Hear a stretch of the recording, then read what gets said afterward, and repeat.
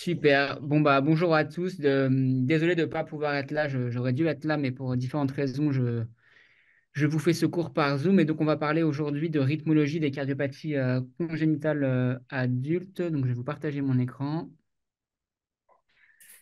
Et donc, vous le voyez bien. Et par contre, je ne sais pas si vous parlez, si je vous entendrai à travers le micro, je ne suis pas sûr. Mais on pourra essayer. Au pire, on verra bien. Donc, juste pour me présenter rapidement, donc moi, je suis rythmologue initialement adulte. Et donc, je travaille depuis quelques années maintenant à l'hôpital Pompidou à Paris en rythmologie congénitale adulte et depuis quelques années aussi en rythmopédiatrique. Mais aujourd'hui, on va se concentrer un petit peu plus sur la rythmo congénitale adulte avec pas mal de choses à traiter. On va essayer de vous faire passer un peu les grands messages. Et surtout, n'hésitez pas à m'interrompre. Alors, encore une fois, je ne sais pas si je pense que si vous parlez de fort, je dois vous entendre à travers le micro. Ou sinon, vous pourrez aller tout simplement poser une question au micro et je vous répondrai comme ça. Allô, allô. Oui, ça marche, on a un micro, donc je Ok, leur super. passe. Et comme ça, si jamais ils ont des questions, ils pourront te poser. Super. Merci, Pascal. Donc, quelques mots assez brefs d'épidémiologie pour vous faire comprendre pourquoi, si vous êtes amené à faire de la cardiologie congénitale, vous allez être forcément confronté assez fréquemment à des problématiques rythmiques. Alors, premièrement, parce que le nombre des patients congénitaux adultes est en grande augmentation et en augmentation constante, ça vous le savez. On avait avant plus d'enfants que d'adultes qui avaient des cardiopathies congénitales. Maintenant, c'est l'inverse, hein. Ces patients ont un meilleur pronostic. Et donc, on a depuis les années 2000 plus d'adultes que d'enfants et cette tendance continue à s'accentuer. On a maintenant 2 à 3 fois plus d'adultes que d'enfants et cette tendance ne fait qu'augmenter. Et à droite, vous voyez, c'est une étude qui avait repris les différents motifs d'hospitalisation urgente dans différentes classes de cardiopathie, 1, 2, 3, 4, 5, 6, 7 et 8. Et vous voyez les différents motifs d'admission avec en orange les motifs liés à un trouble du rythme. Et comme vous le voyez, en tout cas pour ce qui est des hospitalisations en urgence non programmées, les problèmes rythmiques sont au premier plan. Donc forcément, vous allez être finalement fréquemment confronté à ces problématiques-là. Pourquoi? Pourquoi ces patients font autant d'arythmies? Parce que finalement, ça va être une réunion assez unique de différents facteurs qui vont conjointement augmenter l'incidence des arythmies. Vous pouvez à la fois avoir un substrat pro-arythmogène, il y en a plein de différents, mais pour le prendre le plus parlant, c'est probablement le BAV congénital auto-immun, avec avant même la naissance une arythmie qui s'est développée. Évidemment, et on le reverra, toutes les chirurgies, toutes les cicatrices liées aux chirurgies cardiaques vont grandement favoriser le développement d'arythmie plus tard. Et puis, on a aussi un remodelage progressif au cours du temps qui peut être lié aux différentes chirurgies, mais aussi au, euh, à différentes composantes chroniques, un stress hémodynamique, hypoxie chronique qui va augmenter le risque d'arythmie. Et puis après, on a des choses qui sont un peu moins spécifiques à la cardiologie congénitale, mais euh, le fait que les patients prennent de l'âge, avec également tous les autres comorbidités et facteurs cardiovasculaires qui vont entrer en jeu et qui vont participer à ce substrat assez particulier. Donc, on va décomposer ce cours en deux parties. La première, on va parler de bradycardie, de stimulation cardiaque, de défibrillation cardiaque. Et puis après, on verra un petit peu plus en détail les arythmies et le traitement des différentes arythmies.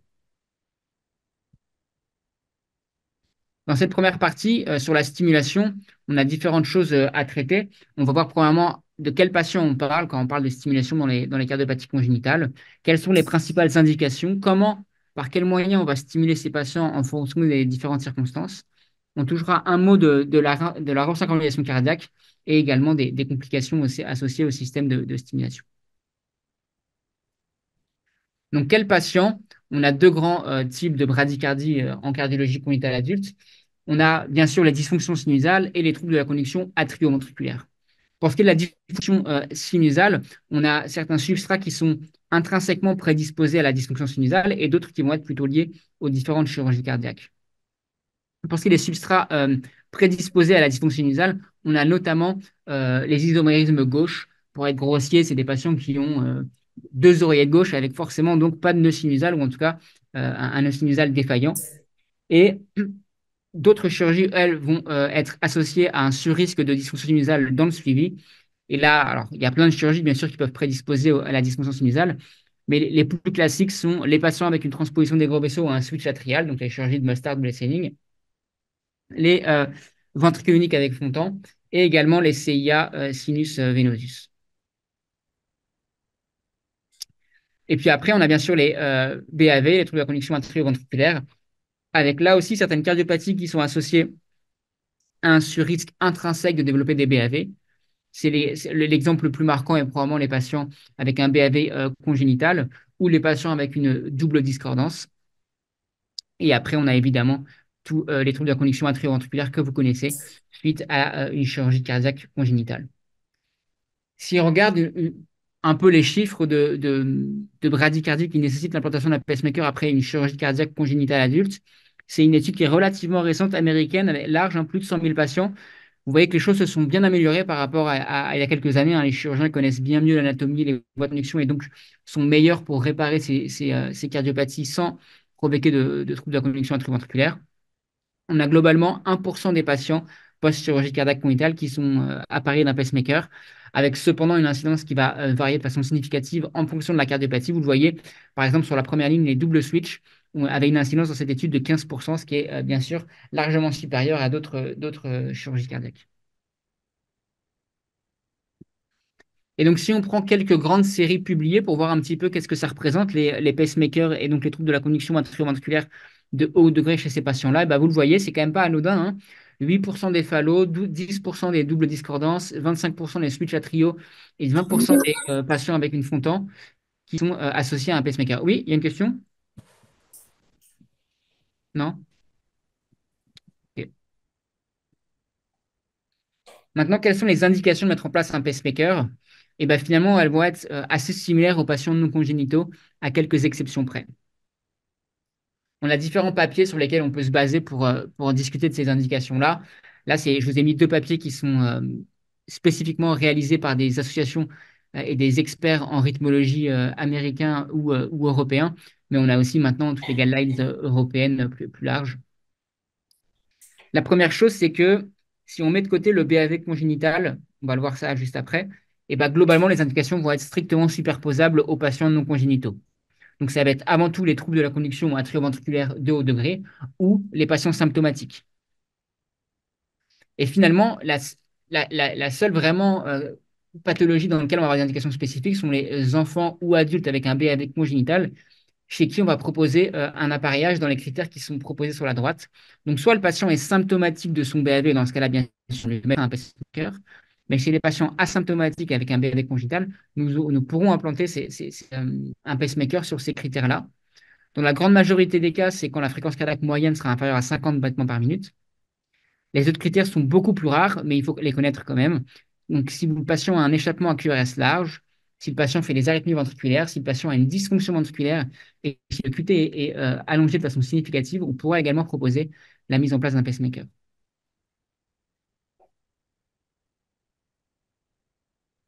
Qu'est-ce qu'il faut savoir un petit peu sur la programmation des pacemakers dans cette population-là?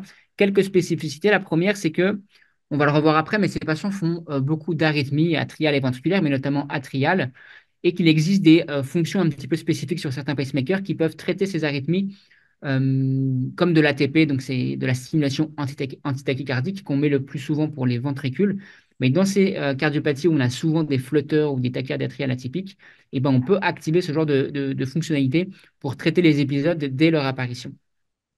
Ça, c'est une première chose. La deuxième chose, c'est tous les algorithmes qui sont très utiles, qui permettent de diminuer au maximum le pourcentage de stimulation. En effet, ces patients ne présentent pas tous des BAV complets permanents et dans ce cas-là, il faut mettre en place des algorithmes spécifiques pour limiter le pourcentage de stimulation ventriculaire qui n'est pas indispensable. Et le dernier, et c'est probablement le plus important, c'est qu'il faut bien sûr adapter les réglages des pacemakers à ces patients qui sont relativement jeunes. Autant chez les patients plus âgés, on peut parfois se contenter des réglages un petit peu d'usine des pacemakers, mais ce n'est pas le cas chez ces jeunes patients qui sont actifs. Et donc, il ne faut pas hésiter en cas de symptômes ou d'intolérance à l'effort, malgré la mise en place d'un pacemaker, de faire des épreuves d'effort en contrôlant le pacemaker en même temps pour savoir s'il n'y a pas un dysfonctionnement anormal du pacemaker ou en tout cas une optimisation du réglage à faire pour maximiser les performances de ces jeunes patients avec leur pacemaker. Maintenant, la question, comment on va mettre un pacemaker chez ces patients-là? Est-ce qu'il y a des spécificités en fonction des cardiopathies? Et bien, en effet, ce n'est pas aussi simple que chez les patients non congénitaux pour pas mal de raisons. La première, ça va être tout d'abord l'accès vasculaire. Pour différentes raisons, l'accès vasculaire peut être compliqué. Je vous ai mis quelques exemples en photo là. Vous voyez par exemple une occlusion vasculaire chez des patients qui peuvent être multi-opérés ou avec des longs séjours en réanimation, des cathétérismes, tout ça, qui font que le réseau veineux peut s'occlure. Vous pouvez très bien avoir une veine cave supérieure gauche persistante ou une anatomie comme sur la droite où vous avez un fontan qui fait que si vous passez par voie veineuse classique, bah, vous ne pourrez tout simplement pas accéder aux cavités cardiaques. Donc, pour toutes ces raisons, on doit penser à des solutions alternatives chez certains patients. Quelles sont les différentes options?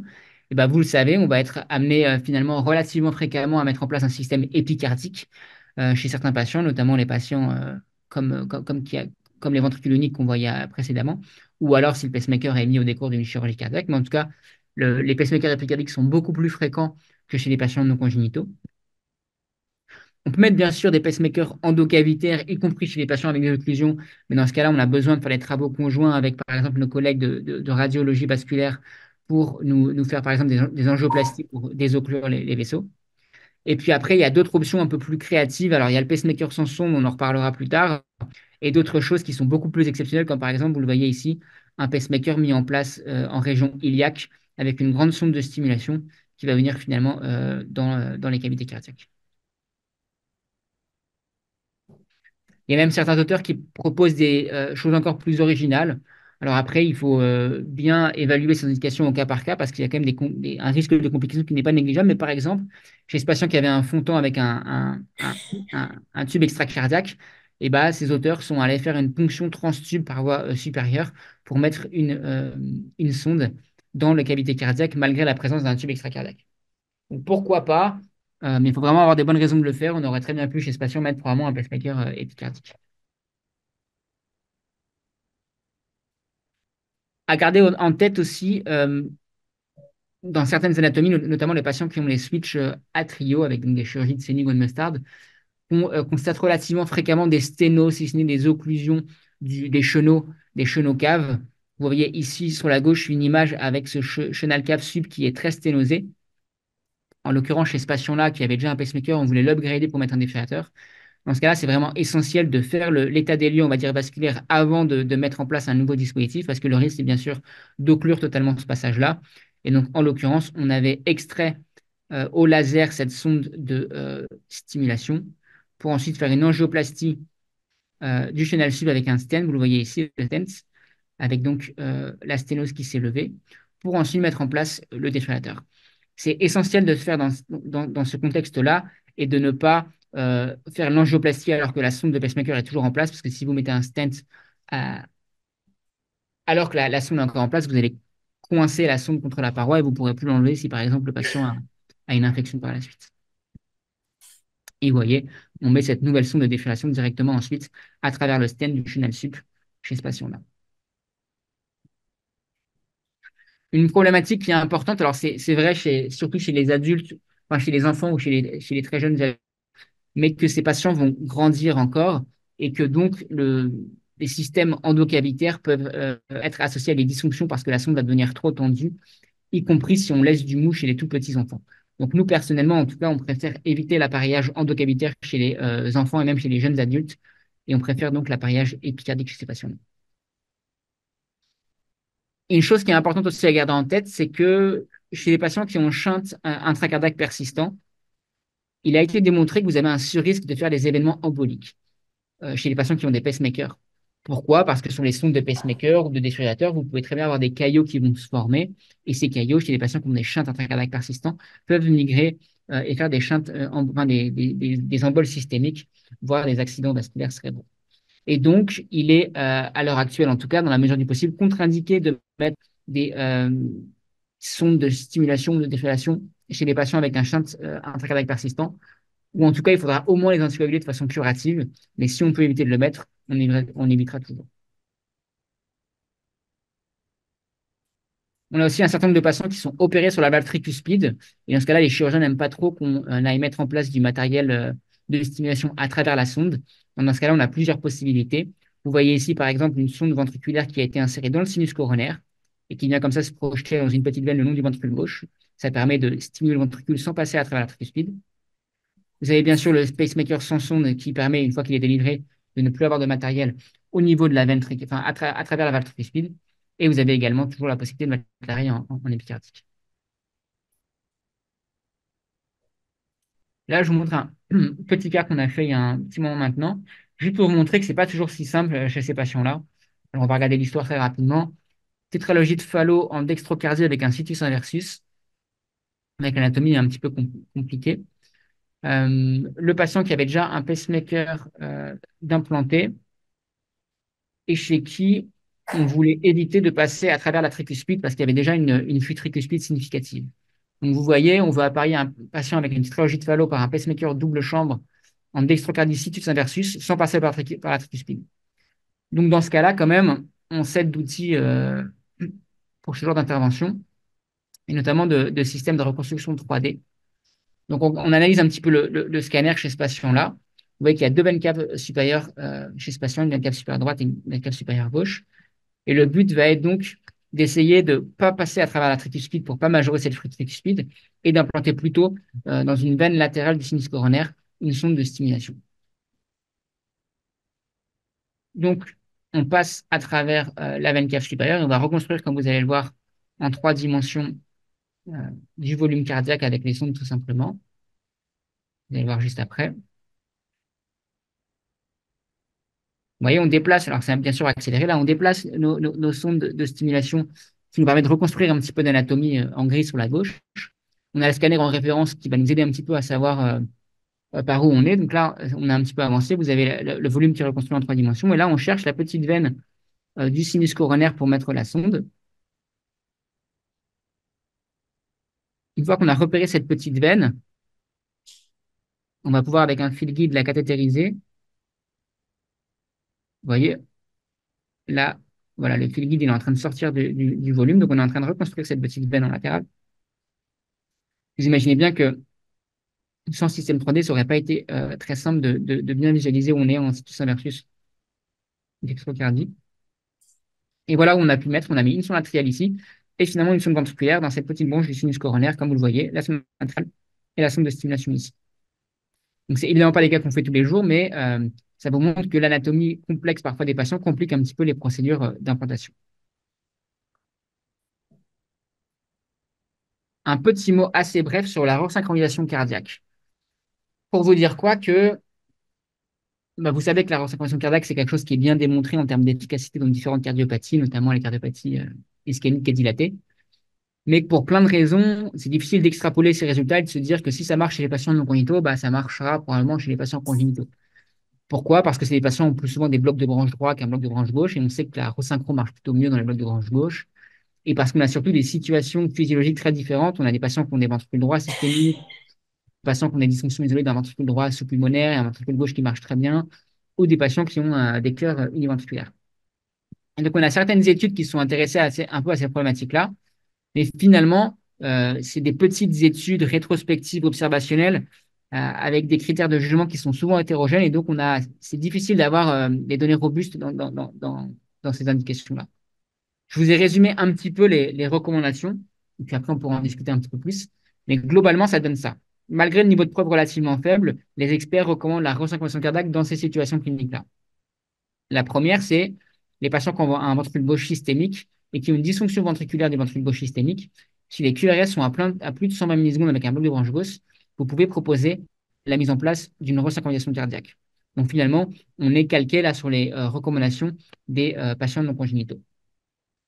Par contre, chez les patients qui ont un ventricule droit systémique ou un ventricule unique avec également une dysfonction ventriculaire sévère à moins de 35%, là, les critères vont être un petit peu plus restrictifs et on proposera une resynchronisation si les patients ont des QRS à plus de 150 millisecondes ou si le patient est en BAV complet ou équivalent, c'est-à-dire qu'il est stimulé plus de 40% du temps. Donc, on a finalement des recommandations qui sont assez proches aux patients non congénitaux, si ce n'est que les QRS doivent être plus larges, à plus de 150 millisecondes si on parle d'un ventricule unique ou d'un ventricule droit en position systémique. Une petite subtilité aussi sur les patients qui ont une dysfonction isolée d'un ventricule droit en position sous-pulmonaire.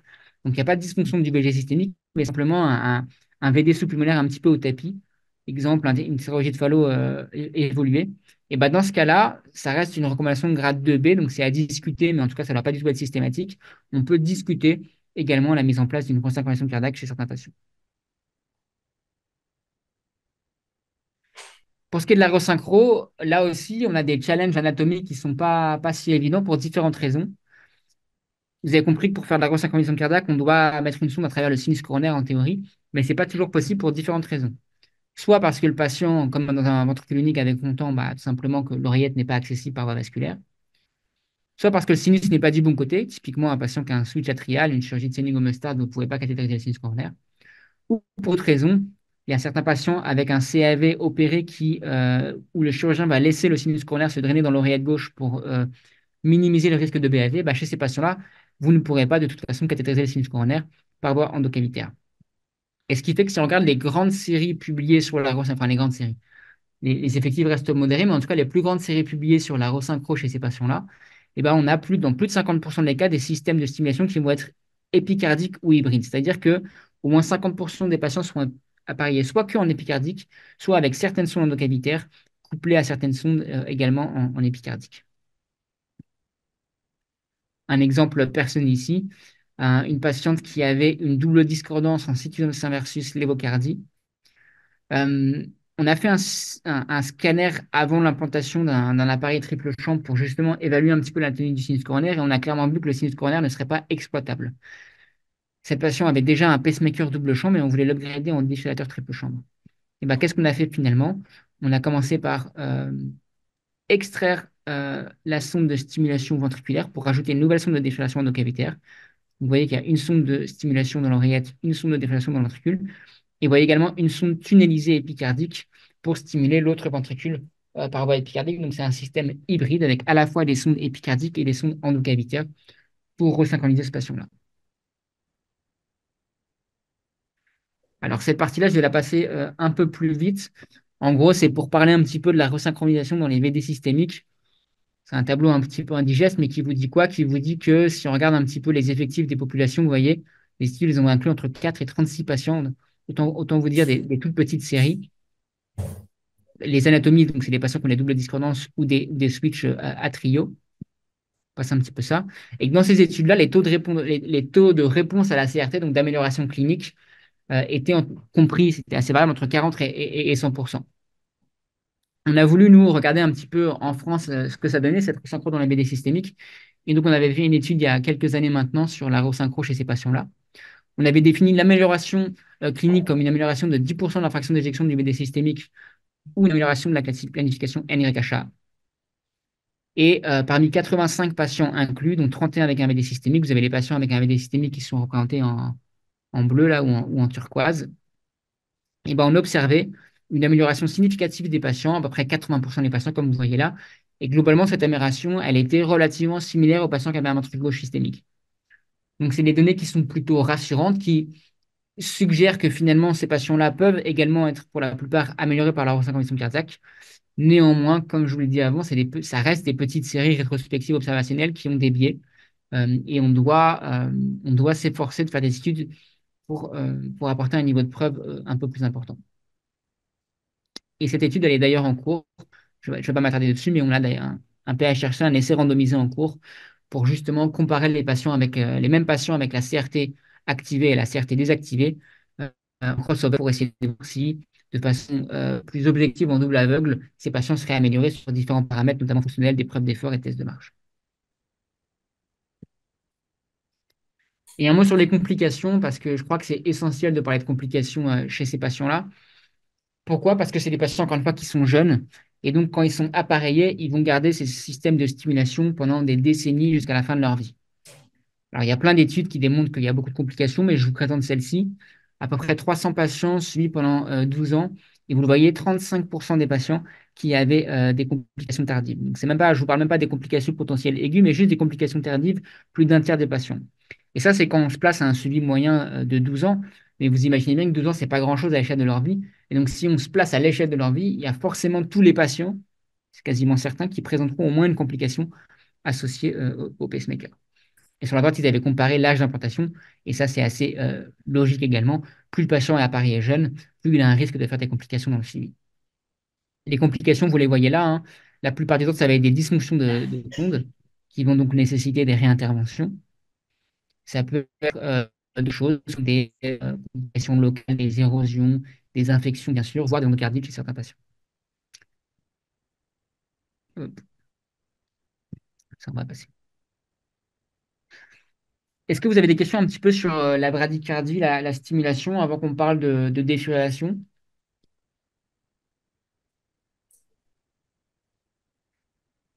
Je ne vois pas trop, mais n'hésitez pas si jamais vous avez des questions. Je regarde juste si dans le chat il y a des questions. Mais non. Ok, en tout cas, n'hésitez pas à m'interrompre si vous avez le micro. Et on va donc parler un peu plus maintenant de défibrillation et de stratification du risque rythmique. C'est un sujet assez important aussi parce que Euh, la mort subite, alors c'était la première cause de mortalité chez ces patients-là. Ça ne l'est plus, probablement parce que les patients sont de plus en plus âgés et donc maintenant la principale cause de mortalité, c'est l'insuffisance cardiaque. Mais en tout cas, la mort subite reste une cause importante de mortalité. Pour autant, c'est pas toujours simple de stratifier le risque rythmique, de stratifier le risque que les patients vont faire du rythme sévère. Euh, parce que, premièrement, les cardiopathies sont très hétérogènes. Et comme les effectifs sont relativement modérés dans les principales études, c'est compliqué toujours d'identifier des facteurs de risque précis. Et on ne peut pas non plus implanter tous les patients parce qu'il y a un risque de complication qui est aussi important, comme pour les pacemakers. Vous le voyez ici, vous avez des complications qui peuvent être locales, comme sur la gauche, des infections, voire des chocs inappropriés, c'est-à-dire que l'appareil euh, va choquer de façon inappropriée. Je vous montre en bas à droite un petit exemple pour ceux qui connaissent un petit peu, mais aussi pour ceux qui ne connaissent pas. Vous avez en l'occurrence deux sondes, une sonde atriale en haut et une sonde ventriculaire. Vous voyez une arythmie atriale qui est très rapide en haut là, et un ventricule qui va aussi être rapide, et finalement un choc électrique qui va être délivré. Et donc là, en l'occurrence, c'est un choc inapproprié sur une arythmie atriale rapide que le défibrillateur va le prendre pour une arythmie ventriculaire alors que ce n'est pas le cas. Et si on essaie de voir un petit peu que disent les recommandations sur chez qui proposer un défibrillateur en prévention, il faut différencier deux choses. La prévention secondaire, un patient qui a déjà fait un arrêt cardiaque ou une arythmie ventriculaire soutenue mal tolérée, dans ce cas-là, il faut lui mettre un défibrillateur. Ça ne change pas par rapport aux patients non congénitaux et c'est relativement logique. Par contre, en prévention primaire, le patient a un effet d'arythmie et je veux savoir chez qui il faut proposer ou discuter un défibrillateur pour le prévenir d'un éventuel risque. Et bah, la seule cardiopathie dans laquelle on a des critères un peu spécifiques, c'est la tétralogie de Fallot. Et les critères, ils sont entourés en rouge là. Et donc, on va considérer éventuellement un défibrillateur chez les patients qui ont plusieurs facteurs de risque. Ces facteurs de risque, c'est quoi? C'est une dysfonction ventriculaire gauche, la présence de tachycardie ventriculaire non soutenue, des QRS à plus de 180 millisecondes ou une arythmie ventriculaire inductible à la stimulation ventriculaire programmée. La stimulation ventriculaire programmée, c'est on met une sonde dans le cœur, on stimule le cœur très rapidement et on voit si on déclenche quelque chose. Et donc, chez les patients Fallow qui ont au moins deux de ces facteurs de risque, en tout cas plusieurs facteurs de risque, on va pouvoir discuter éventuellement la mise en place d'un défibrillateur en prévention. Mais dans les autres cardiopathies, on n'a finalement pas vraiment de marqueurs spécifiques. Il y a aussi un score, je vous en parle parce que vous en entendez possiblement en parler, un score de risque qui avait été établi chez ces patients Fallow. Alors, ça date un petit peu, c'est en 2008, c'est Paul Kerry qui avait fait ça à Montréal. Vous voyez les critères qui sont marqués en haut à gauche, là, antécédent de champ palliatif, arythmie ventriculaire inductible, QRS à plus de 180 millisecondes, ventriculotomie, TVNS et pression télédiastolique du VG à plus de 12 millions de mercure, et qui identifie des patients à faible risque, risque modéré ou risque élevé, avec des incidences de choc appropriés par les défibrillateurs de 0, 4 et 17%. Finalement, ce score de risque, bon, il a le mérite de reprendre certains des facteurs de risque des arythmies chez ces patients-là, mais on l'utilise vraiment en pratique pour différentes raisons. Premièrement, parce qu'il inclut certains paramètres invasifs qui ne sont pas disponibles chez tous les patients. On ne fait pas d'exploration électrophysiologique systématique chez tous les patients. On ne connaît pas la pression télédiastolique de ventricule gauche chez tous les patients. Donc, c'est finalement difficile à utiliser. Et par ailleurs, il a été développé ce score chez des patients un peu spécifiques qui avaient déjà un défibrillateur et il prédisait les thérapies appropriées des défibrillateurs. Donc, c'est un petit peu compliqué de l'utiliser de façon très large dans la population des phallos tout venant euh, et pas uniquement chez les patients déjà appariés par un défibrillateur.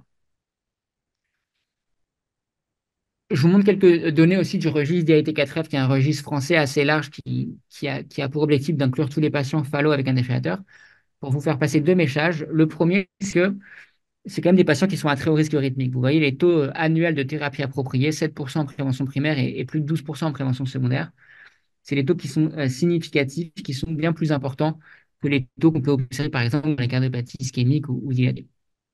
Donc, des patients qui sont à haut risque, mais avec un taux de complications est également majeur. Vous voyez, si vous prenez la dernière ligne là, le taux de complication, toute complication confondue annuelle, il est près de 9% par an. Donc c'est également très très important. Et donc c'est ça tout l'enjeu, c'est qu'on sait que ces patients sont en risque, mais on sait aussi que parce qu'ils sont jeunes et parce qu'ils vont garder leurs appareils longtemps, il y a un risque de complications au long cours qui est majeur. Et donc on doit essayer de mieux stratifier le risque de ces patients-là en appareiller que les patients qui feront en effet les arythmies et ne pas appareiller les autres.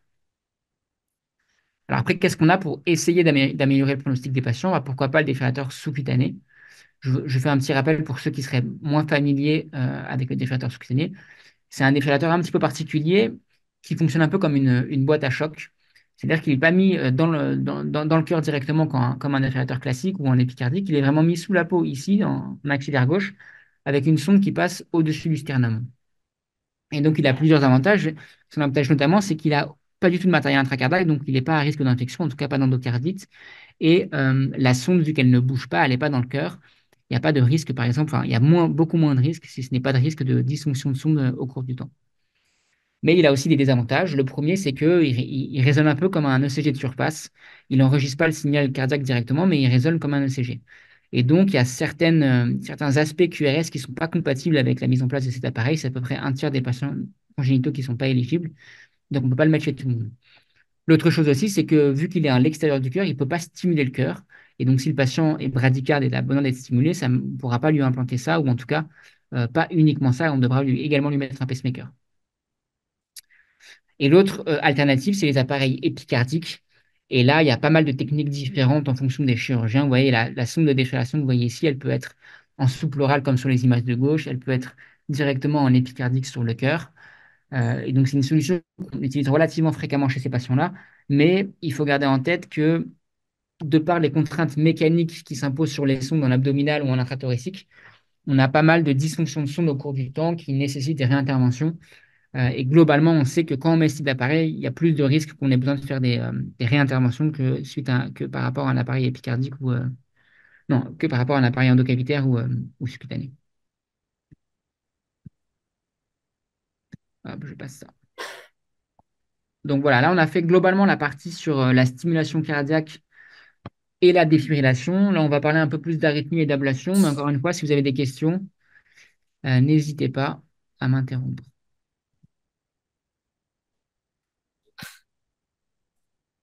Hop. Donc, on en a déjà un petit peu parlé tout à l'heure, mais pourquoi ces patients font autant d'arythmies? Ils font à la fois des arythmies atriales et des arythmies ventriculaires. Sur la gauche, vous avez une étude qui reprenait l'incidence cumulée au cours de la vie des arythmies atriales chez les patients qui avaient des cardiopathies congénitales complexes. Et vous voyez qu'au cours de la vie, eh ben, il y a plus d'un patient sur deux qui fera au moins un épisode d'arythmie atriale au cours de sa vie. Donc c'est vraiment une incidence qui est énorme.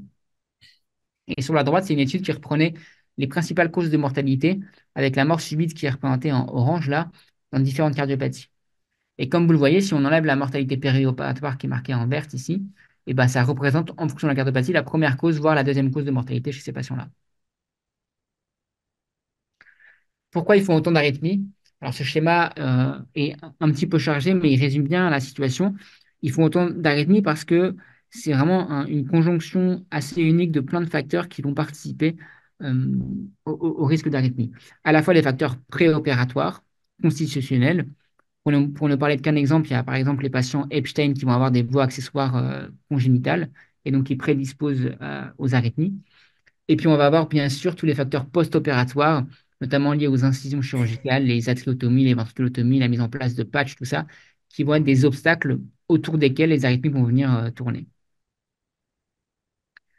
Ce qu'il est important de comprendre aussi, c'est que les arythmies atriales et ventriculaires peuvent être liées. Et notamment, on sait dans certaines cardiopathies que les arythmies atriales peuvent favoriser la survenue d'arythmies ventriculaires, voire de mort subite. Je vous montre un exemple d'un patient avec un switch atrial en salle de cathétérisme, c'est qui on a déclenché un flotteur. Bon, il était là pour une ablation de flotteur, avec une mesure invasive de la pression artérielle, comme vous voyez ici. Et finalement, très rapidement, après la mise en place le déclenchement du flotteur, on va avoir une dissociation électromécanique qui se met en place. Vous voyez qu'il y a la majorité des complexes QRF qui ne sont pas associés à une contraction efficace hémodynamique, avant d'évoluer vers une dissociation complète, puis finalement un rythme qui va dégénérer en fibrillation ventriculaire. Et c'est démontré dans un certain nombre d'études qui ont inclus des patients qui avait fait des morts subites et qui avait un pacemaker ou un défibrillateur, dans un nombre non négligeable de patients, c'est une arythmie atriale qui va initier et se dégrader après en arythmie auriculaire. Pour vous réexpliquer pourquoi ces patients congénitaux sont un peu un substrat unique pour pour les arythmies atriales ou ventriculaires, je reparler très rapidement de la physiopathologie des arythmies de manière générale, notamment les arythmies réentrantes.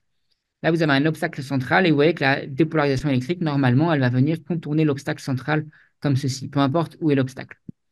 On peut schématiser cette contraction de cette façon-là. Si vous rajoutez une contraction prématurée, donc une extrasystole atriale ou ventriculaire, vous allez modifier le sens de dépolarisation autour de cet obstacle central. Et donc, la dernière chose qui va manquer à ce modèle pour qu'il soit parfait, pour qu'une arythmie se développe et surtout perdure, ça va être une zone de conduction lente. Pourquoi?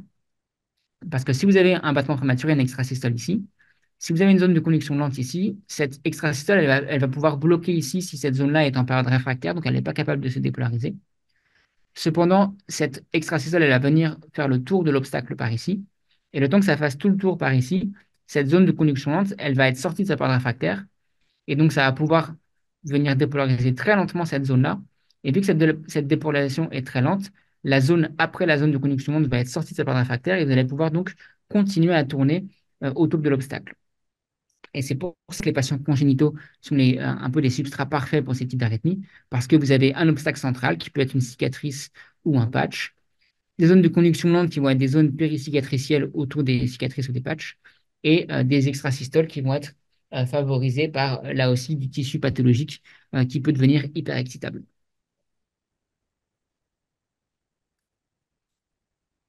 Parlons un petit peu maintenant d'ablation par cathéter, parce que vous allez rapidement le comprendre, mais c'est de loin le traitement le plus efficace et de première intention maintenant de toutes les arythmies chez ces patients congénitaux. Mais pour vous dire que là aussi, on a pas mal de challenges anatomiques à surmonter. Et le premier et probablement le plus compliqué en fonction des anatomies, ça va être comment on va être capable d'arriver euh, au niveau du cœur, dans la cavité d'intérêt pour pouvoir faire l'ablation. Quelques exemples de challenges à surmonter. Là aussi, on peut avoir les occlusions vasculaires qui sont liées à des cathétérismes antérieurs, des réanimations prolongées, peu importe. Vous pouvez également avoir des anatomies vasculaires congénitales, comme par exemple ici un retour azygos, et donc vous ne pourrez pas, ou en tout cas plus difficilement accéder au massif cardiaque par voie inférieure. Et après, vous allez avoir des anatomies post-chirurgiques qui vont compliquer aussi l'accès, par exemple un fronton extracardiaque, un switch atrial, comme vous le voyez sur la droite, avec chirurgie de Senning ou de Mustard. Et comment on fait maintenant? Eh ben, heureusement, on est beaucoup aidé par la nouvelle technologie parce qu'il y a encore quelques années, peut-être 15 ou 20, c'était quand même plus compliqué. Mais donc, je vais vous montrer quelques exemples pour vous expliquer comment on fait ça en pratique. Donc, on a maintenant des cathéters multi-électrodes. Vous voyez sur la gauche une sorte de petit balai là qu'on appelle un pentarrêt, qui sont des cathéters avec plein de petites électrodes qui vont pouvoir être déplacées dans les cavités cardiaques pour reconstruire du volume en 3 dimensions. Une fois qu'on a fait tout ça, vous voyez là, en l'occurrence, c'est un patient qui avait un switch atrial. Vous voyez qu'en gris, on a reconstruit ce volume cardiaque-là. Et ensuite, on va pouvoir fusionner les images du scanner avec cette reconstruction en 3D pour vraiment savoir où on est exactement et par exemple faire une ponction transseptale si on doit aller dans l'autre oreillette en face. Et c'est ce qu'on fait ici. On reconstruit en gris les chenaux du mustard. On fusionne avec le scanner. On repère avec notre cathéter d'ablation au milieu là le site qui nous paraît le plus opportun pour faire la ponction transseptale. Et ensuite, on va venir mettre notre aiguille transseptale à proximité de notre cathéter d'ablation pour pouvoir faire la ponction transseptale et faire le mapping de l'autre oreillette. Là, c'est la même chose, mais vu différemment. Vous voyez on a reconstruit avec notre système de cartographie en couleur les chenaux. On a aussi l'auricule gauche ici et la valve mitrale qui est là. Et vous avez en transparence le scanner qui a été affiché pour bien localiser la zone par laquelle on voudrait passer ensuite pour faire la ponction transseptale. On peut même, si on le veut, identifier maintenant l'aiguille transseptale dans le système de cartographie. Mais ça, c'est les détails techniques.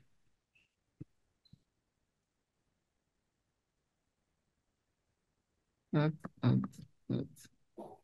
Un autre exemple ici, chez un patient qui a un ventricule unique avec un ponton extracardiaque, on va de la même façon reconstruire le tube extracardiaque en gris. On peut même monter un peu dans l'artère pulmonaire ici. Fusionner ensuite avec les images du scanner et voir l'oreillette en face en jaune, comme c'est le cas ici. on s'assure avant au scanner, comme vous le voyez sur la droite, que le tube est bien collé au massif cardiaque pour pas risquer de complications au moment de la ponction. Et de la même façon, on va ensuite coller notre aiguille transeptale au côté d'ablation pour pouvoir franchir le tube extracardiaque et accéder aux cavités cardiaques. C'est des ponctions qui sont difficiles, ou en tout cas qui nécessitent, on va dire, une certaine expertise et un petit peu de matériel aussi. En l'occurrence, quand on a fait cette ponction transseptale, enfin transtube, pardon, chez ce patient-là, vous voyez qu'on doit mettre en place ensuite des ballons pour dilater le tube de Gore-Tex et être capable de passer nos cathéters pour travailler dans le cœur. Et vous voyez qu'on voit très bien l'encoche ici du tube qui va ensuite se lever pour être capable de passer au niveau du massif cardiaque. Je vais vous expliquer maintenant brièvement comment on fait pour comprendre quel est le mécanisme de l'arythmie. Ce n'est pas quelque chose qui est spécifique à la cardiologie congénitale, mais qui s'y applique très bien en tout cas. Une fois qu'on a les cathéters dans le cœur, en fait, on doit cartographier tout le cœur et garder quelque part un cathéter en référence. C'est quoi la référence? Et ben, c'est le cathéter que vous voyez sur la gauche qui va être quelque part dans le cœur qui ne va pas bouger. Donc, idéalement, on peut mettre ça dans le sinus coronaire ou l'auricule droit, par exemple. Et pour chaque battement cardiaque, là, en l'occurrence, on est en train de mapper un flotteur. Pour chaque battement cardiaque, on va avoir cette référence qui est marquée ici, et on va pouvoir se balader partout dans le cœur et voir si, à tel ou tel endroit du cœur, le signal électrique est un peu devant ou un peu après notre référence. Et on va pouvoir l'annoter ensuite à un code couleur particulier. Vous voyez, la référence, par exemple, là, elle sera à peu près verte, là. Et tout ce qui sera plus précoce va devenir jaune ou rouge. Et tout ce qui sera plus tardif, après ce signal de référence, sera bleu ou violet. Et après, on a différents systèmes de cartographie avec différents cathéters, comme vous le voyez, avec plein d'électrodes, qui vont permettre de reconstruire des milliers de points pour chaque cavité cardiaque, bien comprendre le mécanisme. Donc là, je vais vous montrer quelques exemples. Donc là, c'est un patient qui avait une anomalie d'Epstein et une bioprothèse tricuspide, chez qui on a fait une cartographie. Et vous voyez, chaque petit point que vous voyez en couleur, c'est un point qui a été annoté avec le cathéter et qui nous permet de dire si le signal est un peu avant ou un peu après notre cathéter de référence. Et là, en l'occurrence, peut-être que certains d'entre vous ont compris le mécanisme, mais ça c'est l'oreille à droite, vous avez la veine cave sup en haut, la veine cave inf en bas, là c'est la tricuspide. Vous voyez tout simplement que le circuit tourne autour de la base tricuspide, et donc c'est un simple flotteur péritricuspide. Donc pour l'arrêter, bah, c'est un flotteur commun. On va devoir faire une ligne d'ablation entre la veine tricuspide qui est ici et la veine cave inférieure. Et une fois que cette sera complète, le circuit ne pourra plus tourner autour de la tricuspide. Donc c'est ce qui a été fait. Vous voyez, chaque point rouge, c'est un point d'ablation. Là, en l'occurrence, il y a pas mal de points, donc ça devait être un isthme un petit peu difficile à bloquer. Mais en tout cas, c'est comme ça que ça se passe. Hop. Un autre exemple, chez un patient qui avait une CIA opérée chirurgicalement. Là, on est cette fois sur la paroi latérale de l'oreillette droite. Vous avez toujours la veine cave inférieure en bas, la veine cave supérieure en haut. C'est une vue latérale un peu par le bas. Et notre tricuspide est en gris à droite, là. Et donc ça, c'est le deuxième circuit le plus fréquent. C'est tout simplement un circuit périatriotomie. Vous avez en blanc ici la cicatrice d'atriotomie. Et vous voyez que le circuit va se mettre à tourner autour de la cicatrice d'atriotomie. Et donc, comment on interrompt ce genre de circuit? Bah, tout simplement en faisant une ligne d'ablation entre la cicatrice d'atriotomie qui est ici et la veine cave inférieure. Là, le patient est en flotteur. Vous voyez en bas que la contraction est très rapide dans l'oreillette. On est en train de faire une brûlure et avec le flotteur va s'arrêter. Juste là, voilà, le flotteur s'arrête ici, et ensuite on a un rythme sinusal plus lent qui réapparaît.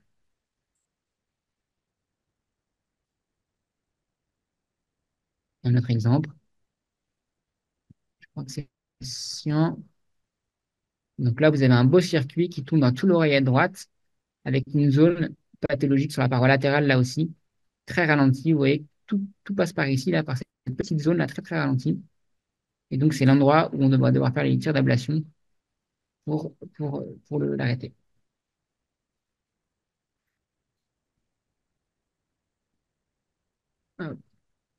Et je vous montre ça. Ça, c'est un patient qui avait un switch atrial, donc un Sinning ou un Mustard. Et vous voyez qu'on a reconstruit les deux oreillettes. Et finalement, comme dans la grande majorité des cas chez ces patients-là, en tout cas chez les patients qui n'ont jamais eu d'ablation par le passé, et ben, c'est un simple circuit péritricuspide. Vous voyez que ça tourne autour de la tricuspide.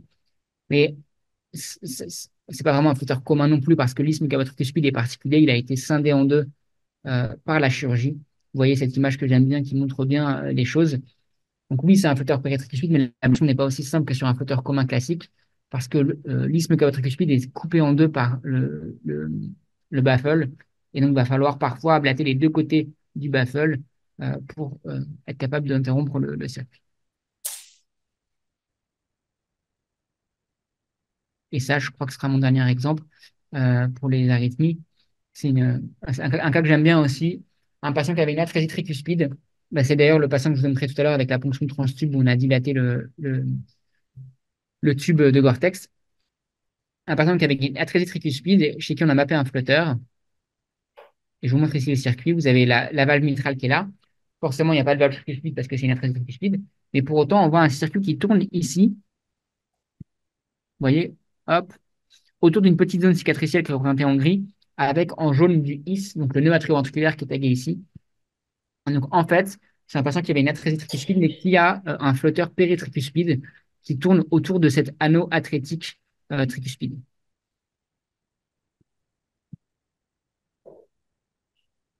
Ça fait passer. Donc ça, c'est le premier challenge qu'on a à surmonter, c'est tout ce challenge anatomique de arriver à accéder à la cavité cardiaque d'intérêt euh, pour mapper puis ablater les arythmies. Et ensuite, on a de nouvelles techniques aussi qui nous aident pas mal parce qu'elles permettent d'avoir des lésions d'ablation plus efficaces. On a notamment des cathéters maintenant qui nous permettent de surveiller le contact pour être sûr qu'on a bien un contact optimal avec le tissu. Et on a aussi des cathéters maintenant irrigués qui permettent d'avoir faire des lésions plus profondes. Et il a été démontré que ces nouveaux outils permettent d'avoir des taux de succès qui sont plus importants que par le passé. Et c'est important chez les patients congénitaux pour différentes raisons. Mais je vous montre un exemple qui est assez parlant ici. Vous voyez que, y compris dans l'oreillette, on peut avoir des remaniements qui sont très importants. Vous voyez une oreillette normale à gauche avec une épaisseur d'environ 3 mm. Et sur la droite, vous avez un fontan, certes vieilli, mais qui avait une paroi atriale de 14 mm. Donc vous imaginez bien qu'on doit avoir les outils qui sont très efficaces si on veut être suffisamment transmural pour traiter les arythmies. Alors, je vous montre un exemple de vidéo qui va être accéléré, mais qui vous résume un petit peu tout ce qu'on vient de voir sur le workflow des ablations. Donc, patient qui a transposition des gros vaisseaux avec une chirurgie de Senning. On commence toujours par bien analyser le scanner avant pour ne pas avoir de mauvaises surprises. Évidemment, c'est accéléré, mais vous voyez qu'on reconstruit les chenaux du patient là euh, par cartographie. Et là, on s'aperçoit, vous voyez, on a des histogrammes, des choses comme ça. Attendez, je vais vous le remettre. Là, on a des histogrammes, alors c'est un petit peu technique, mais c'est comme ça que ça se passe en pratique, qui nous permettent de voir un peu tout le cycle de l'arythmie. Et vous voyez que la partie très, très précoce ou très tardive, elle nous manque chez ce patient-là. Donc, si elle nous manque, ça veut dire qu'on n'a pas compris tout le circuit du patient. Donc, dans ce cas-là, ça veut dire que l'arythmie, elle n'est pas confinée dans cette oreillette-là et qu'on doit aller de l'autre côté pour voir euh, comment se dépolarise l'autre oreillette. Et donc, on décide de faire la ponction transseptale. Donc, on reconstruit un petit peu plus en détail l'anatomie du patient pour mieux fusionner avec le scanner. Vous voyez, on fusionne parfaitement avec le scanner. Ça nous permet d'identifier la meilleure zone pour faire la ponction transseptale. Donc, on se met une petite repère avec nos collègues ingénieurs. Et une fois qu'on a repéré la bonne zone, voilà, on s'assure qu'avec le scanner, l'autre oreillette est bien en face. On met notre cathéter d'ablation sur la zone et on va venir faire la ponction transseptale. On fait la ponction avec l'aiguille et on va être ensuite capable d'insérer une gaine puis nos cathéters pour faire le mapping de l'autre oreillette. Une fois qu'on a fait le mapping de notre oreillette, ben, on permet de mieux comprendre les circuits et il ne manque plus rien. Et c'est en l'occurrence là aussi un flotteur péritricuspide sur une transport des gros vaisseaux. Et là, on commence à faire la ligne d'ablation pour rejoindre donc la tricuspide de la veine cave inférieure. Et le flotteur s'arrête à ce moment-là. Voilà globalement à quoi ressemble une ablation de flotteur chez un patient congénital. Je crois qu'il y a d'autres exemples, on va peut-être pas tous les regarder. Voilà, pourquoi pas celui-là? Pour vous dire qu'il y a des choses encore un peu plus uniques qu'on peut faire, notamment chez les patients qui n'ont pas de banne cave inférieure, soit parce qu'elles sont occluses de façon acquise, soit parce qu'on a un retour azygos, par exemple. Et ben, on peut être amené à faire soit des abords supérieurs par voie jugulaire, soit des accès transhépatiques. On le fait de plus en plus. Alors, c'est pas toutes les semaines non plus, hein, mais ça nous permet en fait d'arriver directement dans les veines sus-hépatiques et donc d'avoir un accès relativement aisé aux cavités cardiaques. Vous voyez que c'est le cathéter qui arrive à travers le foie au niveau du cœur. Chez ce patient-là, on avait aussi fait un abord jugulaire en complémentaire. Vous voyez qu'on se creuse un petit peu la tête et que parfois on est amené à faire des choses assez compliquées. On repère la meilleure zone pour la ponction transeptale par voie supérieure, mais finalement, on va arriver par le bas. Et chez ce patient, on avait dû également dilater le septum avec un ballon pour être capable de passer, vous voyez très bien l'encoche ici, là, au milieu, pour être capable de passer la gaine et ensuite de faire le mapping. Hop. Bon, je sais pas vous faites l'exemple. Hop. Euh, donc, on a des nouveaux outils qui nous permettent d'être plus efficaces parce qu'on comprend mieux les arythmies et on a des outils qui sont plus efficaces. Et aussi, quelque chose qui est également important, c'est que là, je vous ai montré les chiffres de la HEP. Bon, ça commence à dater un petit peu maintenant. Bah, ça a continué à augmenter, hein. Mais c'est qu'on fait beaucoup plus d'ablation congénitale que par le passé. Et donc, on connaît mieux ces anatomies-là, on connaît mieux les circuits chez ces patients-là. Et je crois que ça participe quand même pas mal à l'amélioration des outcomes. Vous voyez, si on compare par rapport à il y a quelques années les taux de succès, alors c'est les taux de succès aigus euh, pour toutes les situations congénitales, vous voyez qu'en 2004-2007, on avait à peu près un patient sur deux qui était très efficacement traité en aigu. Maintenant, on est à plus de 90% de taux de succès aigu. Alors, bien sûr, il reste des récidives pour différentes raisons, soit parce que parfois nos lésions ne sont pas définitives, mais le plus souvent, c'est finalement d'autres arythmies qui vont se développer parce que le substrat va continuer à évoluer ou le patient va être réopéré ou des choses comme ça. Mais globalement, on a un taux de succès qui est satisfaisant et en tout cas, on sait que ça marche beaucoup mieux que le traitement médicamenteux. On va parler maintenant un petit peu de perspective, on va dire, dans les années à venir, un petit peu en rythmologie conjugale, bah, quels sont les enjeux ou quelles sont les choses sur lesquelles on est en train de travailler. Il y a une chose qui est importante, c'est l'ablation préventive. Et pourquoi c'est important?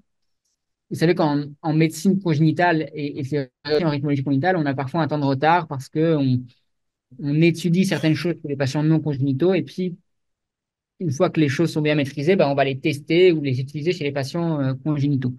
Et ben, l'ablation préventive, c'est presque l'inverse, c'est peut-être le domaine, enfin la rythmologie congénitale, c'est peut-être le domaine de la rythmologie où on est le plus en avance là-dessus.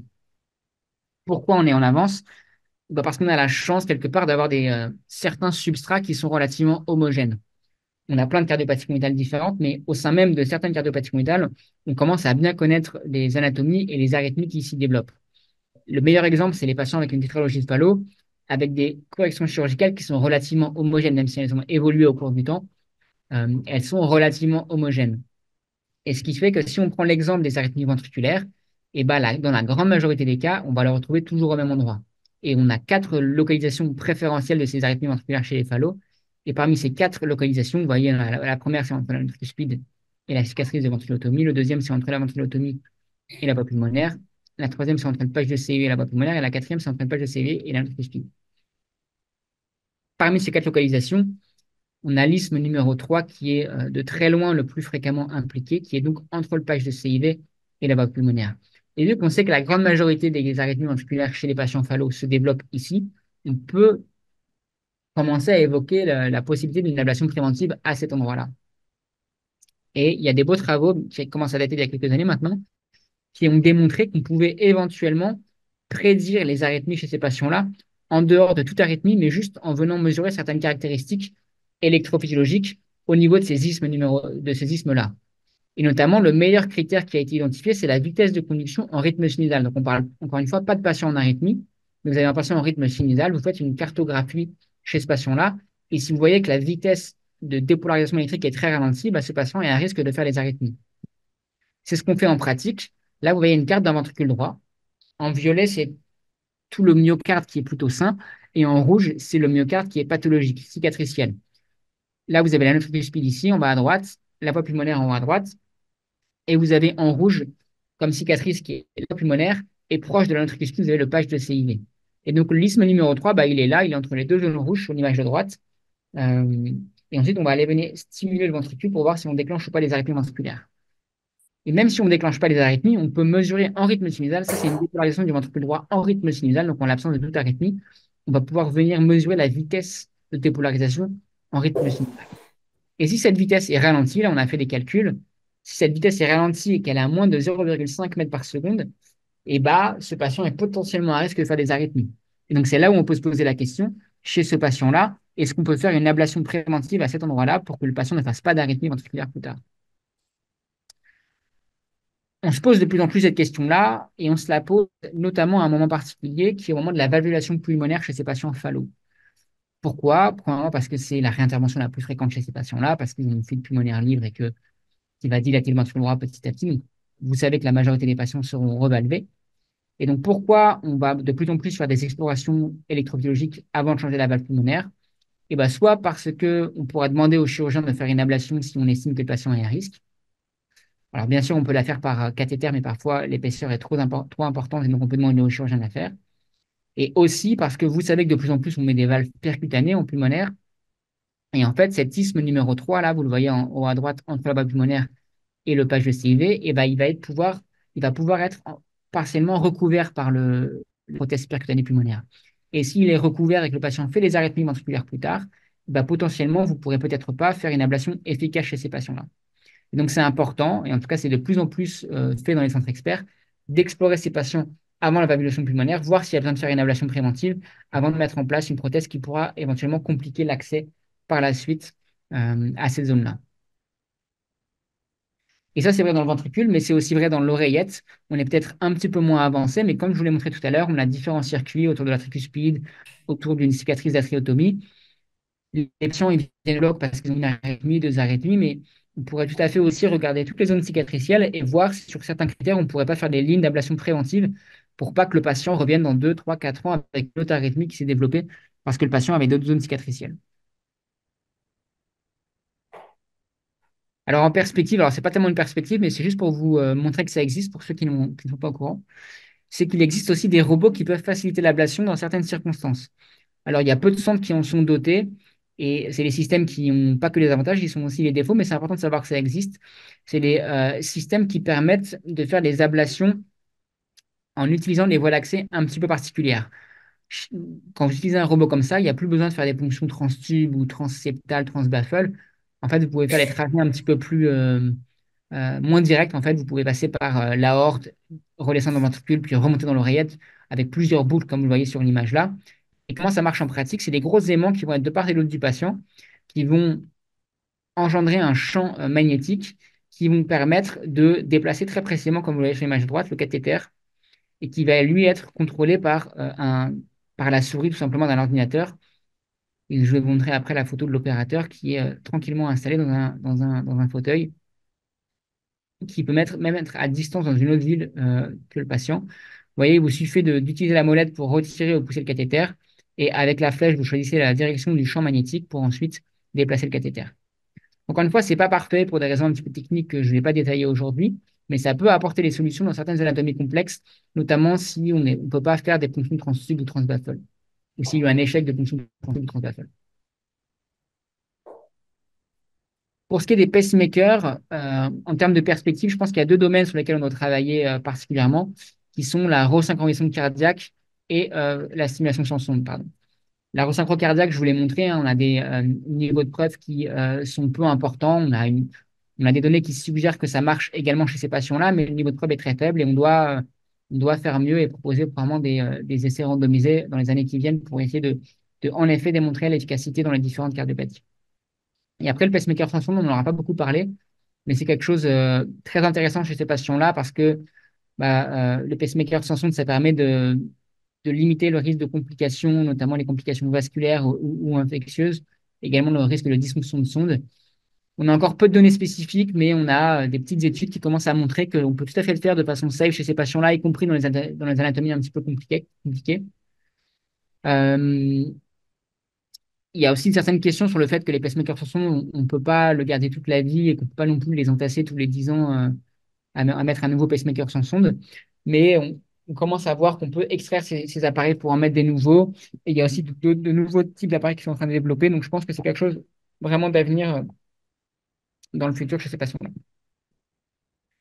Pour ce qui est de la défibrillation, on l'a vu, on a des appareils qui sont efficaces, aussi bien endocavitaires que sous-cutanés que épicardiques. Je crois que le plus important, je crois, va être d'améliorer la stratification du risque arythmique. Je vous ai montré qu'on avait repéré certains facteurs de risque pour la tétralogie de Fallot, mais dans les autres cardiopathies, finalement, on a peu ou pas d'éléments pour évaluer le risque arythmique de ces patients-là. Un peu d'espoir quand même, il y a 2 ans maintenant, on a été publié un score de risque chez les patients qui ont un VD systémique qui permet d'évaluer le risque à 5 ans de faire une arythmie ventriculaire grave.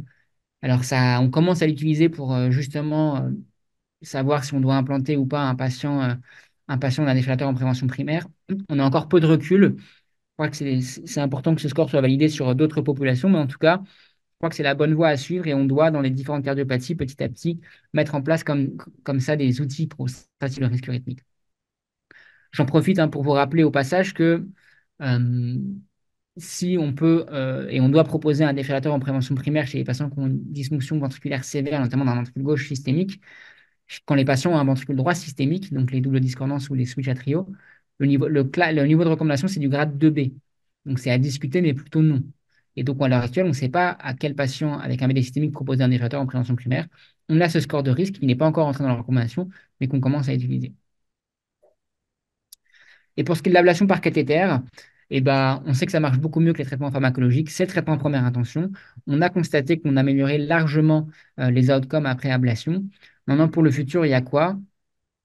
Eh ben, il y a toutes les stratégies d'ablation préventive dont je vous ai parlé. Je crois que c'est vraiment quelque chose d'essentiel et quelque chose enfin, un domaine dans lequel la rythmologie congénitale est relativement en avance par rapport à d'autres domaines de la rythmologie non congénitale. Et on en a peu parlé, mais je vais en parler donc un petit peu là. Il y a aussi toutes les problématiques de la fibrillation atriale. Je vous ai beaucoup parlé de flutters, d'arythmie atriale organisée, de tachycardie atriale. Mais ces patients-là qui sont vieillissants, ils font de plus en plus de fibrillation atriale. Et on manque, on va dire, d'outils ou de recommandations claires sur comment la prendre en charge. Notamment, quelle est l'efficacité des traitements antiarythmiques? Est-ce que l'ablation marche bien chez ces patients-là? On a très peu d'études. Et donc, on va devoir travailler dans ce domaine pour savoir quel est le meilleur traitement de la fibrillation atriale apporté à ces patients-là. J'ai ensuite quelques petits cas qu'on va faire très rapidement. Je sais pas si vous avez des questions avant qu'on passe aux petits cas. Regardons le chat, mais je crois pas.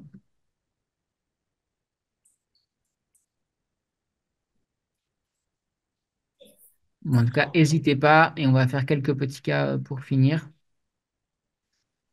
Un premier cas d'un patient de 48 ans qui a une chirurgie de moutarde à l'âge de 2 ans et qui consulte parce qu'il est essoufflé depuis une semaine, NYHA3 avec 7 électrocardiogramme. Je ne sais pas si quelqu'un va se prononcer sur le, sur le CG et voir s'il est normal ou anormal.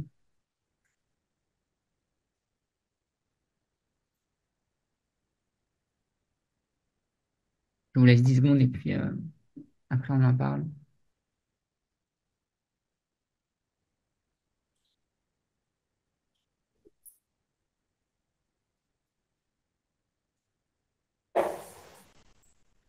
Alors globalement, ce qu'il faut voir, premièrement, c'est que chez les patients qui ont les switches atriaux, ils sont censés être lents. Je vous l'ai dit au début du cours, la plupart ont des dysfonctions sinusales, donc ils vont être soit en bradykardie sinusale, soit en rythme jonctionnel d'échappement. Donc un patient qui arrive, alors je ne sais pas à combien il est exactement, mais il est un petit peu trop rapide, c'est de base louche.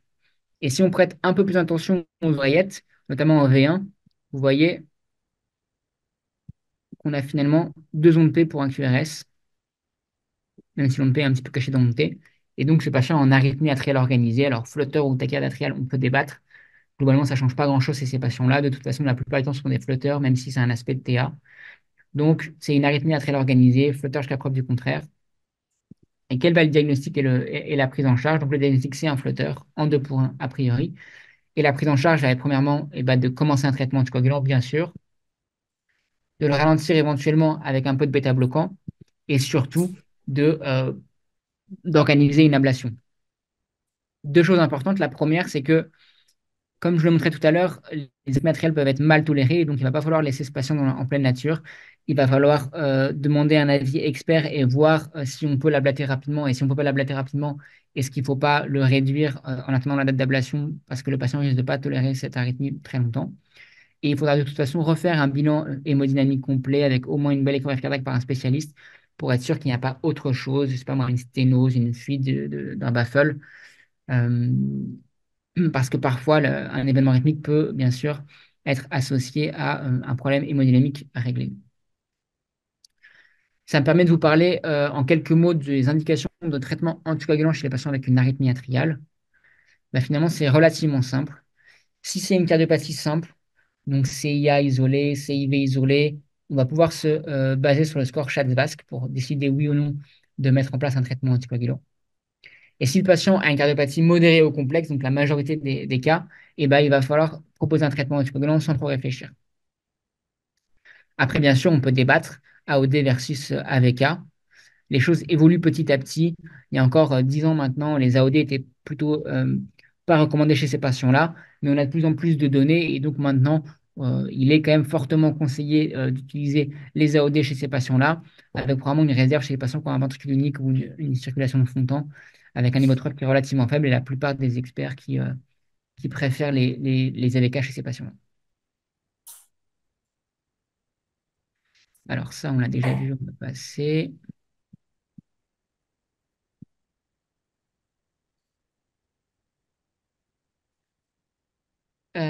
Deuxième cas, une femme de 46 ans qui a une atrésie tricuspide avec un ponton extracardiaque qui se plaint de palpitations.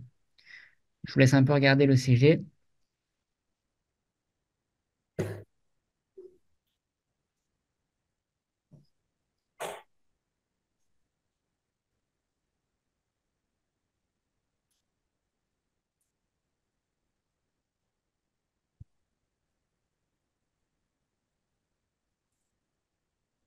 Donc là, ce qu'il fallait voir, c'est également un flotteur. Alors, cet ECG est un peu troublant. Alors, il y a un pacemaker avec des spikes euh, qui tombent également. Alors, c'est un petit peu compliqué. C'est parce qu'il y avait une sonde atriale avec de la sous-détection. Donc, parfois, il y avait de la stimulation. Mais vous voyez parfois les ondes de flotteurs qui sont bien visibles, notamment quand il y a moins de QRS, comme là en V5 ou V6, où on les voit très bien, ou en inférieur également. D'ailleurs, ça ressemble à un flotteur commun. Et en fait, c'est le cas que je vous ai montré tout à l'heure. On a observé après la ponction trans-tube, on avait en effet, malgré la tricuspide, un flotteur qu'on peut dire de commun, même si c'est un peu atypique, de ce flotteur qui va tourner autour de la tricuspide atrétique. Ça, on l'a déjà vu aussi. Ah oui, non, une question importante, c'est on fait l'ablation chez cette patiente-là, et 6 mois après, elle n'a pas refait de flotteur. La question, c'est est-ce qu'on peut arrêter le traitement anticoagulant? C'est une question qui n'est pas simple et qui va vraiment dépendre du cas par cas. Et il y a plein de facteurs à prendre en considération. Ça peut être l'historique rythmique du patient. Est-ce que le patient a fait plein d'arythmies au cours de sa vie ou est-ce que c'était un premier épisode? Quelle est la complexité de la cardiopathie? Plus la cardiopathie sera complexe, plus il y aura un risque de récidive important. Pendant qu'on a fait l'exploration, est-ce qu'il y avait une arythmie inductible, plein d'arythmies différentes inductibles? Bref, plein de choses à prendre en considération pour décider de oui ou non d'arrêter le traitement anticoagulant. Par ailleurs, chez les patients qui ont des systèmes de monitoring, je sais pas moi, un pacemaker ou un défibrillateur implanté, voire un reveal, et ben, ça peut être un argument pour arrêter plus facilement le traitement anticoagulant parce qu'on sait qu'en télécardiologie, par exemple, on sera prévenu rapidement si jamais une récidive devait survenir. Patient de 38 ans, tétralogie de Fallot avec une fuite pulmonaire sévère et une indication pour un remplacement valvulaire pulmonaire qui fait les TVNS au Holter. La question, je vous laisse un peu y réfléchir, c'est est-ce que vous voulez planifier quelque chose avant de changer cette valve pulmonaire?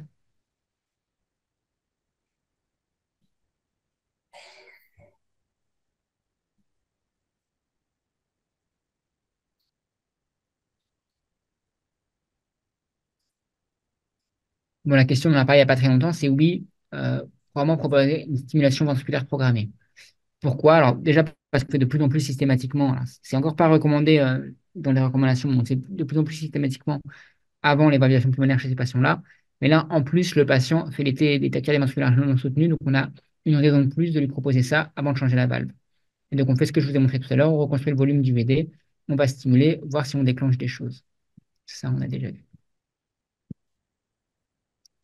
Hop, je passe un petit peu ça. Et donc finalement, après l'exploration, le patient faisait des TVNS, il a des QRS larges et simplement il n'a pas eu d'arythmie ventriculaire inductible à la stimulation ventriculaire. La question c'est est-ce qu'on doit mettre en place un défibrillateur? Et là, pareil, c'est pour ça que dans ces dossiers-là, c'est vraiment les discussions multidisciplinaires qui sont importantes parce qu'il n'y a pas qu'une seule réponse. Vous avez le droit de lui proposer un défibrillateur, il a au moins deux facteurs de risque, il a une TVNS et des QRS larges. Cependant, l'exploration électrophysique est plutôt rassurante, on ne déclenche aucune arythmie. Et on sait que la mise en place d'un défibrillateur peut être associée à un taux de complications assez important. Donc, ça va être de la discussion au cas par cas. Moi, personnellement, j'aurais tendance à pas lui proposer de stimulation ventriculaire, pardon, de pas lui proposer de défibrillateur parce que la stimulation est rassurante. Et globalement, c'est un peu l'opposition de la plupart des rythmologues, je pense, mentalistes actuellement, c'est d'essayer de diminuer le plus possible la mise en place des défibrillateurs. Je parle bien des patients avec tétralogie céphalo, hein, en prévention primaire et plutôt faire des stimulations ventriculaires pour voir si on déclenche l'arythmie et faire les ablations éventuellement préventives à la place de mettre en place des défibrillateurs. Un autre cas, patient de 32 ans avec une anomalie d'Epstein et qui a une fuite tricuspide sévère qui est adressée pour une chirurgie cardiaque et qui se plaint parfois de palpitations. La question, c'est est-ce qu'on doit faire une exploration électrophysiologique et si oui, pourquoi il faut lui faire une exploration?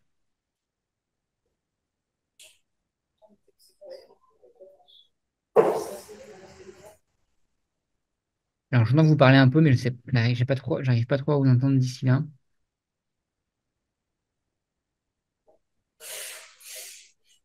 Oui, je pense qu'il faut le faire pour chercher un faisceau accessoire notamment. Voilà, exactement. Il y a des équipes d'ailleurs qui le font systématiquement, les explorations électrobiologiques avant chirurgie tricuspide sur les Epstein. Euh, Là, il faut le faire en plus parce que le patient a des palpitations et en plus parce que si on regarde le CG en détail, on a quand même l'impression de voir une préexcitation qui n'est pas forcément flagrante. Mais je vous donne un petit signe au passage, et certains d'entre vous le connaîtront probablement, mais ce signe, c'est que si vous ne voyez pas le bloc de branche droit sur un Epstein, c'est qu'il a possiblement une voie accessoire. Parce qu'en fait, la voie accessoire, elle va un peu contrecarrer ou contrebalancer le bloc de branche droit en permettant finalement une dépolarisation assez précoce du ventricule droit. Et vous voyez que là, on a quand même une sorte de petite onde delta au début du QRS. Ça, c'est une équipe qui les faisait systématiquement. C'est-à-dire que peu importe que le patient ait des symptômes ou pas, avant chirurgie tricuspide sur Epstein, ils faisaient systématiquement l'exploration. Et finalement, ils retrouvaient très fréquemment des choses, enfin, des anomalies rythmiques, y compris chez les patients qui n'avaient pas de symptômes, même si bien sûr la rentabilité était plus importante chez les patients qui avaient des symptômes, avec bien sûr en premier lieu des voies accessoires le plus souvent.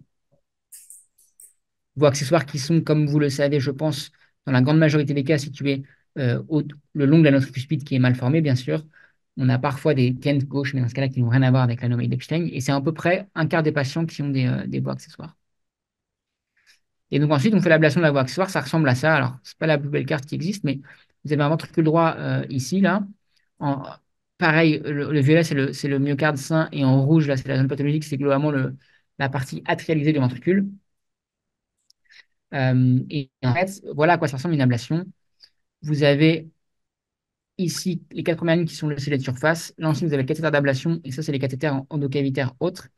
Et en fait, ce qu'il faut rechercher, c'est l'endroit où les signaux des oreillettes et les ventricules sont strictement collés. Parce que c'est ça une voie accessoire, hein, c'est une communication électrique entre les oreillettes et les ventricules. Et donc, vous recherchez l'endroit où les oreillettes et les ventricules sont collés. Et là, sur la droite de l'image, je ne sais pas si vous voyez ma souris d'ailleurs. Sinon, je vais essayer de mettre un pointeur. Comme ça. Voilà, vous avez deux signaux, l'oreillette et le ventricule qui sont totalement collés. On commence à faire l'ablation. On commence à faire l'ablation. Et vous voyez que sur la droite, ici, l'oreillette va venir être totalement. Attendez, je galère un petit peu. Désolé. Donc là, l'oreillette et le ventricule sont strictement collés. On commence l'ablation. Et là, vous voyez, l'oreillette se décolle totalement du ventricule qui devient très à distance. Et vous voyez, comme le cellules de surface se modifie aussi, là, vous aviez, alors, c'est très zoomé, donc c'est difficile à comparer aux OCD que vous voyez habituellement. Mais là, vous avez une oreillette et un ventricule qui sont collés. Et là, d'un coup, l'oreillette ici et le ventricule deviennent totalement décollés avec un espace PR qui s'allonge, bien sûr. Voilà à quoi ça ressemble quand on fait une ablation de voie accessoire. Et voilà le CG pré- et post-ablation. Et vous voyez très bien la différence. On a bien démasqué un bloc de branche droit qui n'était pas visible sur le CG pré-ablation, tout simplement parce qu'il y avait un ventricule droit qui était resynchronisé par cette voie accessoire. Et une fois qu'on se débarrasse de la voie accessoire, et ben, il y a le bloc de branche droit. Et ça, c'est un classique. Donc, gardez bien en tête, si vous voyez un patient Epstein qui n'a pas de bloc de branche droit, méfiez-vous et regardez s'il n'y a pas des choses qui peuvent ressembler un petit peu à une préexcitation ventriculaire. Voilà ce que j'avais à vous dire aujourd'hui. Je ne sais pas si vous avez des questions particulières sur la rythmologie congénitale. Je vais ouvrir la discussion au cas où, mais n'hésitez pas à prendre le micro.